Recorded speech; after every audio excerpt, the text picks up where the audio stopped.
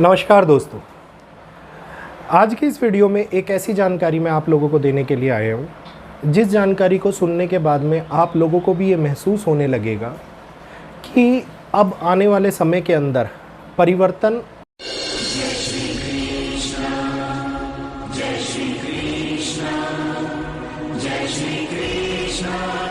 जो एक प्रणाली है वो स्टार्ट हो चुकी है और वो एक पड़ाव नहीं, वो अपने दूसरे पड़ाव की ओर चल रही है। और ये एक ऐसा पड़ाव होगा जिसके अंदर मनुष्य, जीव जंतु, प्रकृति तीनों ही अपनी भागीदारी पूर्ण रूप से निभाएंगे और इनकी भागीदारी के कारण ही परिवर्तन को एक नया जन्म मिलेगा, एक नई शुरुआत होगी। सुनने में आप लोगों को हैरान कर देने वाली बात लग रही होगी, लेकिन ये पूर्ण रूप से सत्य है। जी हाँ, प्रमाण इसके बारे में मैं आप लोगों को देने वाला हूँ और साथ के साथ सारी जानकारी इस वीडियो के अंदर प्राप्त होगी। तो हमारे जितने भी समुद्र है, उन समुद्र के अंदर रहने वाली करोड़ों लाखों की संख्या के अंदर जीव जंतु, जिसके अंदर बहुत सारे ऐसे भी हैं जिनकी अभी तक खोज ही नहीं की गई, एक रहस्य बना हुआ है, आज उनके ऊपर और साथ के साथ मानव के ऊपर एक बहुत बड़ा संकट मंडरा रहा है। और संकट ऐसा जो हकीकत में अब ये सोचने पे मजबूर कर देगा कि हमने जब प्रकृति के साथ में खिलवाड़ कर रहे थे तब हमने एक पल को भी नहीं सोचा, लेकिन आज प्रकृति जब हमारे साथ खिलवाड़ करना शुरू कर चुकी है तो उसको हम क्यों सोच रहे हैं बार बार कि ऐसा होना चाहिए या ऐसा नहीं होना चाहिए। 5 समुद्र, बड़े बड़े समुद्र जो नीले रंग के हुआ करते थे, आज वो हरे रंग के अंदर परिवर्तित हो रहे हैं।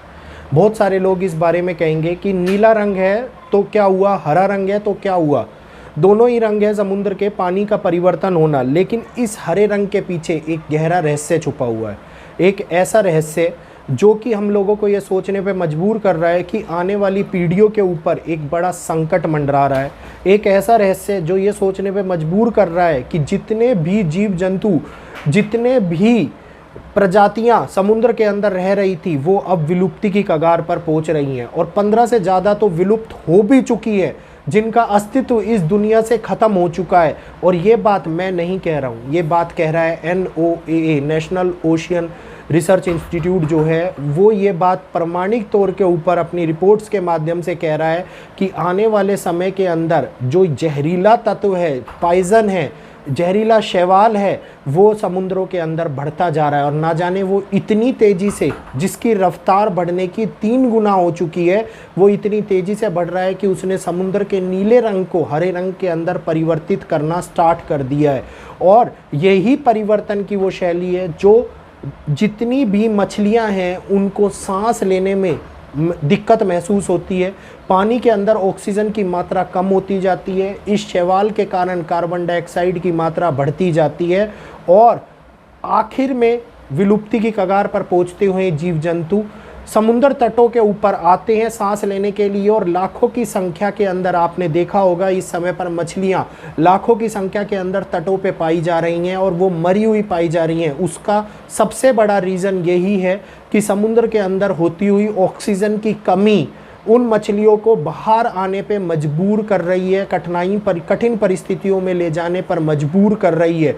और ये एक इको साइकिल है, इस साइकिल का डायरेक्टली रिलेशन मनुष्य के साथ भी है। अब कुछ लोग कहेंगे मछलियाँ मर रही हैं, मरती नहीं, हम मछलियाँ नहीं खाते, हम नॉनवेज नहीं खाते, हम शाकाहारी हैं, हमारे को इनसे क्या लेना देना, हमारा घर समुद्र के पास नहीं है। लेकिन जिस प्रकार से समुद्र के अंदर गर्मी भी बढ़ रही है, 3 डिग्री ये कहिए कि 3 डिग्री सेल्सियस अगर हिंद महासागर उबलता है तो उसका असर प्रकृति के ऊपर, हमारे भारत के ऊपर, हमारी पृथ्वी के ऊपर इतना भयंकर पड़ेगा कि चारों ओर केवल और केवल तबाही तबाही होगी। जल स्तर इतना ज़्यादा बढ़ चुका होगा कि आधे से ज़्यादा देश समुद्र के जल के अंदर मग्न हो चुके होंगे। और ये बढ़ता हुआ जल स्तर, जिसके बारे में भी चेतावनी हम लोगों को रेगुलर मिल रही है, इसी का एक महत्वपूर्ण कारण है ये शैवाल कार्बन डाइऑक्साइड को बढ़ा रहे हैं, ऑक्सीजन को कम कर रहे हैं, समुद्र के अंदर जीव जंतुओं के ऊपर भारी संकट उत्पन्न हो रहा है। और इसके साथ साथ जितने भी तंत्र प्रणाली के अंदर जुड़े हुए जीव जंतु हैं वो भी समस्या के अंदर फंस रहे हैं, अपनी मृत्यु को धीरे धीरे अपने पास आते हुए देख रहे हैं। ये प्रकृति का वो परिवर्तन है जिस परिवर्तन की शुरुआत मनुष्य ने ही करी थी और अब उसका अंत प्रकृति करने पे आ गई है। तो इतने बड़े बड़े महासागरों के अंदर, जिसके अंदर लाखों करोड़ों की संख्या के अंदर अलग अलग चीज़ें पाई जाती हैं, हम इतना सारा कचरा उठा के समुद्रों में डाल देते हैं, इतनी सारी चीज़ें हम समुद्रों में डाल देते हैं।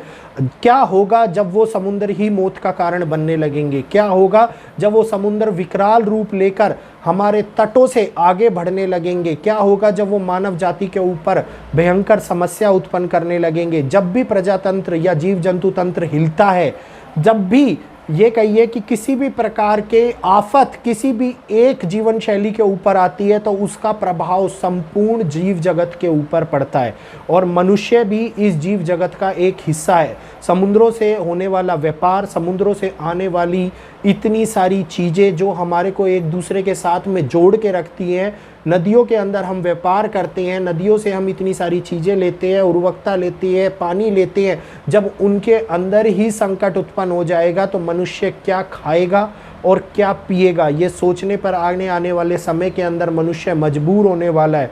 और केवल इतना ही नहीं, इसका प्रभाव पेड़ पौधों के ऊपर भी पड़ रहा है। पेड़ पौधों के अंदर इतने बड़े चेंजेस देखने को मिल रहे हैं जो कि अफ्रीका और अंटार्कटिका के अंदर देखने को मिले हैं। जहाँ पे बर्फ़ हुआ करती थी वहाँ पे घास भी देखने को मिल रही है।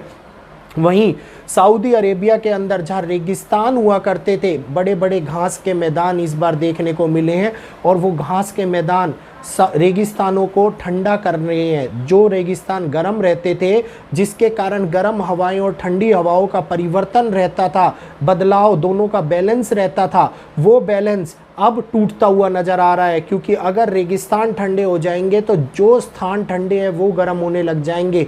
तो इसका मतलब है प्रकृति, जितनी भी प्रकृति है, प्रकृति की ये तंत्र प्रणाली, ये धारा प्रणाली पूर्ण रूप से बदल जाएगी और इसके बदलने का संपूर्ण श्रेय मनुष्य को जाता है और इसकी हानि भी मनुष्य ही उठाता हुआ नजर आएगा। आज का ये वीडियो बहुत सारे लोगों को ऐसा लगेगा कि इसका कोई मतलब ही नहीं है, इसका कोई तथ्य ही नहीं है, लेकिन जब आप इस रिपोर्ट को देखेंगे तो वो बताएंगे कि आने वाले 5 से 10 सालों के बाद में समुद्र के अंदर होने वाला ये परिवर्तन मनुष्य की जीवन शैली को पूर्ण रूप से बदल देगा और मनुष्य की जीवन शैली के ऊपर इतना बड़ा प्रभाव डालेगा कि आगे मनुष्य ये सोचने पर मजबूर हो जाएगा कि मैं किस प्रकार से सांस लूं, किस प्रकार से अपने जीवन को व्यय करूं, किस प्रकार से अपने जीवन को चलाऊं। क्योंकि प्रकृति के द्वारा ही मनुष्य चल रहा है, मनुष्य के द्वारा प्रकृति नहीं चल रही। और रेगुलर ये जो बदलाव हमने एक शुरुआत करी थी, अब वो अंत की ओर बढ़ता हुआ जा रहा है। और मार्च 2025 के बाद में जब प्रकृति का दूसरा नियम शुरू होगा, दूसरा पहलू शुरू होगा, दूसरा पड़ाव शुरू होगा, उसके बाद में तो प्रकृति बद से बदतर स्थिति मनुष्य के लिए पैदा कर देगी। ऑलरेडी इतने सारे लैंडस्लाइड, इतने सारे ग्लेशियरों का पिघलना, कई नदियों के जल स्तर का बढ़ना, चारों ओर आग का लगना, ये हम सब प्रकृति के कहर को ही देख रहे हैं। और यही कहर आगे जाके बहुत भयंकर हालात उत्पन्न करने वाला है। उम्मीद है आज का ये वीडियो आप लोगों को समझ में आया होगा। थोड़ा सा भी अगर हम दिमाग से सोचेंगे तो ये परिवर्तन जानलेवा परिवर्तन है जो मनुष्य को भी चपेट में ले रहा है। तो आगे कल फिर मिलूंगा आपसे एक नई वीडियो के साथ में, एक नई जानकारी देते हुए। आज के लिए इतना ही। जय श्री कृष्णा, जय माता दी। प्लीज़ वीडियो को लाइक कीजिए, चैनल को सब्सक्राइब कर बेल आइकन को ऑल पे कीजिए, ताकि जितने भी लोग व्यूज़ देखने के लिए आते हैं, जितने भी लोग वीडियो देखने के लिए आते हैं, उतने लोग अगर चैनल को सब्सक्राइब करेंगे तो ये जानकारी ज़्यादा से ज़्यादा लोगों तक पहुँच पाएगी। तो धन्यवाद। जय श्री कृष्ण।